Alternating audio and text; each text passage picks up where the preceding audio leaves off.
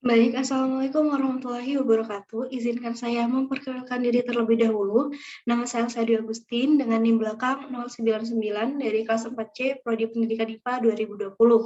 Pada kesempatan kali ini saya akan sedikit membahas tentang salah satu materi IPA pada SMP kelas 7 yaitu pencemaran lingkungan. Mungkin dari teman-teman sekalian sudah tidak asing lagi dengan kata pencemaran lingkungan. Nah, sebenarnya pencemaran lingkungan itu apa sih? Jadi, pencemaran lingkungan itu didefinisikan sebagai masuknya atau dimasukkannya makhluk hidup, zat, energi, atau komponen lain ke dalam lingkungan hidup oleh kegiatan manusia, yang mengakibatkan kualitas dari lingkungan itu menurun sampai ke tingkat tertentu dan menyebabkan lingkungan hidup tidak dapat berfungsi sesuai dengan peruntukannya atau tidak dapat berfungsi sesuai dengan fungsinya. Lalu, zat yang mencemari lingkungan atau zat yang mengganggu kelangsungan hidup makhluk hidup itu disebut sebagai polutan. Nah, polutan ini sendiri dapat berupa zat kimia, debu, suara, radiasi, atau panas yang masuk ke dalam lingkungan yang mengganggu kelangsungan hidup dari makhluk hidup itu sendiri. Lalu, faktor apa saja yang menjadi penyebab terjadinya pencemaran lingkungan?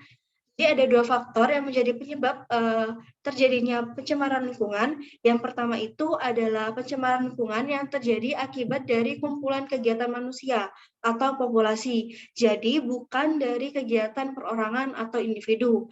Lalu faktor yang kedua itu adalah pencemaran lingkungan yang terjadi akibat dari faktor alam. Nah, dari teman-teman sendiri, apakah sudah tahu macam-macam dari pencemaran lingkungan? Jadi di sini ada 3 macam pencemaran lingkungan. Yang pertama itu adalah pencemaran air, yang kedua pencemaran udara, dan yang ketiga adalah pencemaran tanah. Kita akan bahas satu persatu dimulai dari pencemaran air. Definisi dari pencemaran air itu sendiri adalah masuknya makhluk hidup, zat atau energi, atau komponen lain ke dalam air yang mengakibatkan kualitas air menjadi turun ke tingkat tertentu sehingga menyebabkan air tidak berfungsi lagi sesuai dengan peruntukannya atau sesuai dengan fungsi awalnya. Lalu faktor apa saja yang menjadi penyebab jadinya pencemaran air? Di sini ada 3 faktor penyebab pencemaran air. Yang pertama itu adalah limbah rumah tangga. Jadi limbah rumah tangga ini biasa kita sebut limbah yang berasal dari kegiatan-kegiatan perumahan. Jadi dapat berasal dari bahan organik, anorganik, yang berbahaya dan juga beracun atau bersifat toksik. Lalu yang kedua itu dari limbah industri. Seperti yang kita ketahui bahwa air limbah industri itu cenderung mengandung zat-zat yang berbahaya.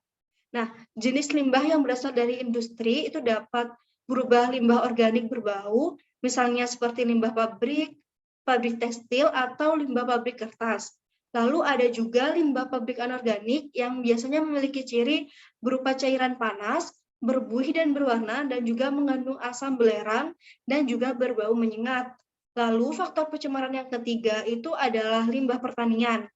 Nah, biasanya kegiatan pertanian itu biasa diidentikan dengan penggunaan obat-obat pembasmi hama penyakit seperti pestisida, insektisida, dan juga penggunaan pupuk. Nah, apabila penggunaan obat-obat pembasmi hama dan juga penggunaan pupuk yang tidak dapat dikontrol atau digunakan secara terus-menerus dan secara berlebihan, itu akan menjadi faktor dari penyebab pencemaran air. Nah, contohnya itu seperti ketika penggunaan pupuk. Nah, penggunaan pupuk yang berlebihan dan dalam jangka waktu yang panjang itu akan menjadi atau memunculkan terjadinya blooming algae. Lalu dampak apa yang terjadi akibat dari pencemaran air? Yang pertama itu mengganggu pemandangan. Yang kedua, mengurangi nilai estetika dari suatu lingkungan atau mengurangi nilai keindahan atau kecantikan dari suatu lingkungan. Lalu yang ketiga itu ada mempercepat proses kerusakan benda. Yang keempat adalah penurunan kualitas lingkungan. Yang kelima adalah gangguan kesehatan. Biasanya gangguan kesehatan ini dapat berupa diare atau masalah-masalah pencernaan lainnya. Lalu yang keenam itu adalah pemakatan hayati. Jadi pemakatan hayati sendiri itu merupakan proses di mana polutan atau zat-zat tercemar yang ada di dalam air itu mengandung atau tinggi tingkatannya yang berasal dari tubuh makhluk hidup itu sendiri. Lalu cara apa yang dapat kita lakukan untuk mengatasi pencemaran air? Yang pertama, kita dapat membuat kolam stabilisasi. Tujuan dari pembuatan kolam stabilisasi ini adalah bertujuan untuk mengurangi zat-zat polutan yang berada di dalam air. Jadi kita mengurangi zat-zat tercemar yang di dalam air. Biasanya kolam stabilisasi ini merupakan kolam buatan yang sengaja dibuat oleh manusia. Lalu yang kedua itu adalah IPAL atau instalasi pengelolaan air limbah. Jadi sebelum air limbah itu kita buang ke sungai atau laut, itu kita olah terlebih dahulu untuk meminimalisir atau mengurangi zat-zat beracun atau berbahaya, sehingga mengurangi atau mencegah terjadinya pencemaran air. Lalu yang ketiga itu kita dapat melakukan pengolahan ekskreta atau human excreta. Jadi ekskreta itu kan biasanya kita temui di limbah-limbah hasil makhluk hidup. Nah, untuk agar ekskreta ini tidak diserap oleh sumber-sumber serapan yang merupakan sumber air, jadi kita lakukan pengolahan pada ekskreta agar tidak mencemari sumber-sumber serapan dan mencemari air itu sendiri. Lalu kita masuk ke pencemaran yang kedua, yaitu pencemaran udara. Pencemaran udara di sini memiliki definisi, yaitu suatu kondisi di mana udara mengandung senyawa-senyawa kimia atau substansi fisik ataupun biologi dalam jumlah yang banyak dan memberikan dampak buruk bagi kesehatan baik manusia, pada hewan, ataupun juga tumbuhan. Nah, pada pencemaran udara ini sendiri itu dibagi menjadi dua. Yang pertama, pencemaran udara primer dan sekunder. Lalu bedanya apa antara yang udara primer dan sekunder ini? Yang membedakan adalah pencemaran udara primer itu merupakan pencemaran udara yang disebabkan langsung oleh dari sumber pencemar. Sedangkan pencemaran udara sekunder itu terjadi akibat reaksi antar substansi pencemar udara primer yang terjadi di atmosfer. Nah, ada beberapa penyebab terjadinya pencemaran udara dari aktivitas alam dan juga aktivitas manusia. Kita bahas yang aktivitas alam terlebih dahulu. Nah, misalnya seperti kotoran-kotoran yang dihasilkan oleh hewan ternak, itu kan mengandung senyawa-senyawa metana yang dapat meningkatkan suhu bumi. Nah, peningkatan suhu bumi ini juga menjadi pemicu pemanasan global. Lalu ada lagi bencana seperti meletusnya gunung berapi yang menghasilkan abu vulkanik yang mencemari udara. Nah, abu vulkanik ini bukan hanya berbahaya bagi kesehatan, namun juga berbahaya bagi tumbuhan atau tanaman. Lalu ada juga kebakaran hutan yang menghasilkan asap-asap yang mengandung banyak sekali karbon dioksida. Jadi karbon dioksida itu yang mencemari udara dan berbahaya bagi kesehatan hewan dan juga manusia. Lalu untuk penyebab pencemaran udara yang berasal dari aktivitas manusia itu seperti pembakaran sampah, asap-asap industri, asap rokok, kendaraan, atau senyawa kimia buangan seperti CFC dan juga yang lainnya. Lalu dampak apa yang terjadi dari pencemaran udara? Di sini ada 4 dampak pencemaran udara. Yang pertama itu adalah rusaknya lapisan ozon, yang kedua efek rumah kaca, yang ketiga adalah kualitas udara menurun. Tentunya apabila udara sudah tercemar, maka kualitas dari udara itu sendiri akan menurun. Lalu yang keempat itu dampak kesehatan bagi manusia, misalnya adanya penyakit-penyakit yang berhubungan sistem pernafasan, seperti asma dan sebagainya.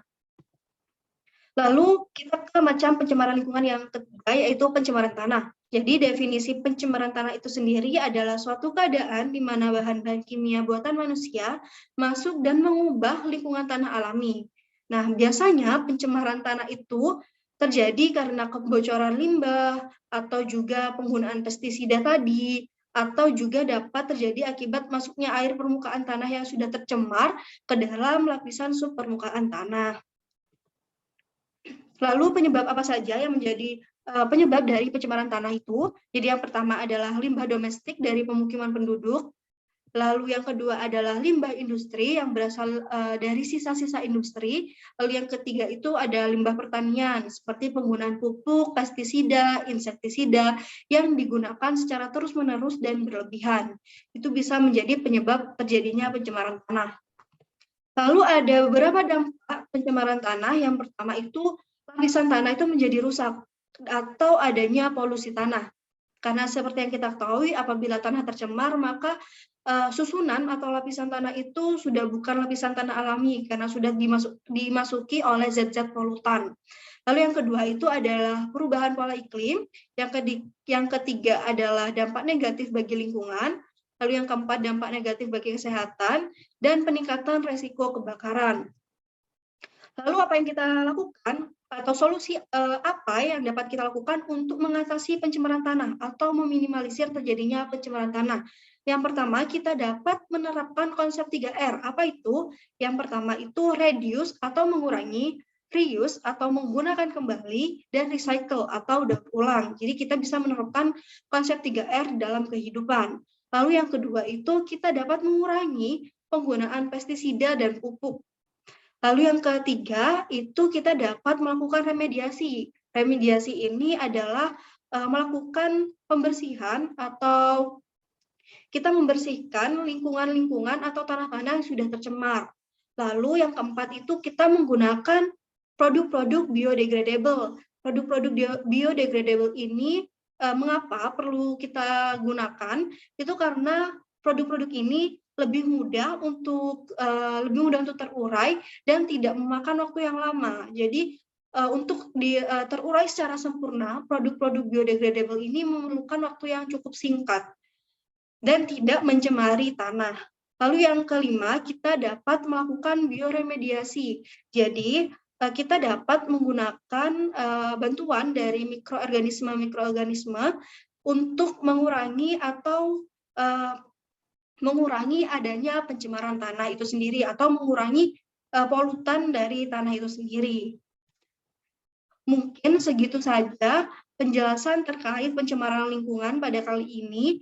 Apabila ada salah kata atau salah pengucapan, mohon dimaafkan. Wabillahi taufiq wal hidayah. Wassalamualaikum warahmatullahi wabarakatuh.